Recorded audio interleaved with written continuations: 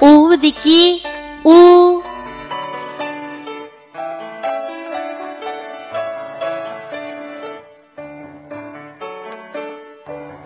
Bu harfning talaffuz qilinishi bundaq.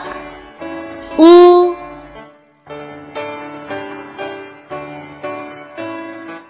Endi bu harfni o'z ichiga olgan misollarni ko'rib o'tamiz. Uning ayrim shakli. Misol: usul. Uning ayrim shakli. Misol: dumboq. Uning oyog'idan olingan shakli. Misol: bug'a. Uning oyog'idan olingan shakli. Misol: Mas'ud.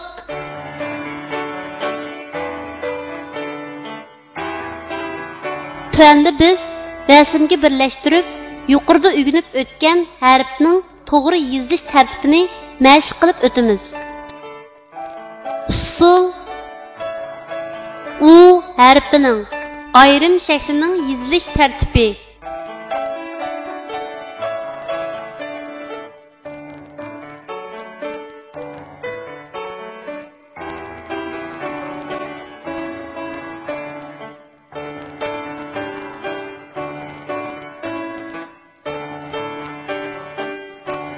Dumboq u harfining ayrim shaklining yozilish tartibi.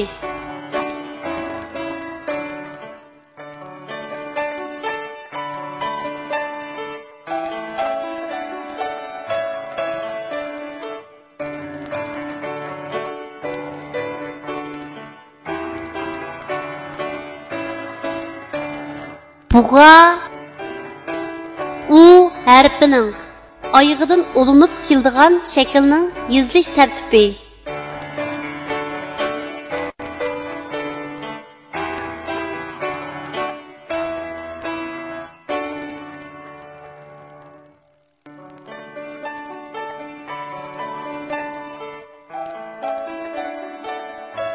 Mas'ud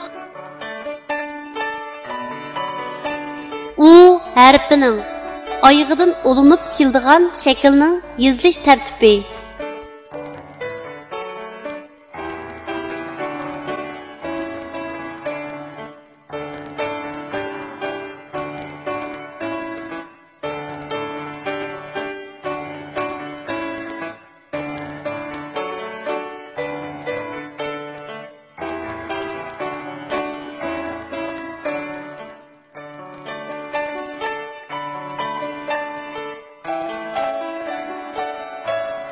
Kichik do'stlar, tuandagi so'zlarni menga aytib o'qinglar.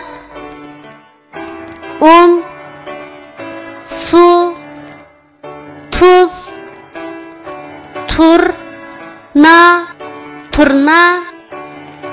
uzun,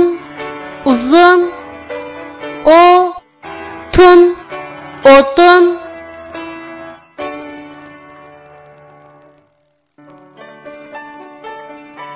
Ular nima ish qilyapti? Azaldan top ko'rib baxmagan bir kishi basketbol musobaqasi bo'layotgan maydonga kirib qopdim va tomoshabindan so'rabdim. Ular nima ish qilyapti? Top o'ynayapti. Hey, 10 odam bir topni talishib avar bo'lguncha bir odam birdan o'ynasa bo'lmamdi?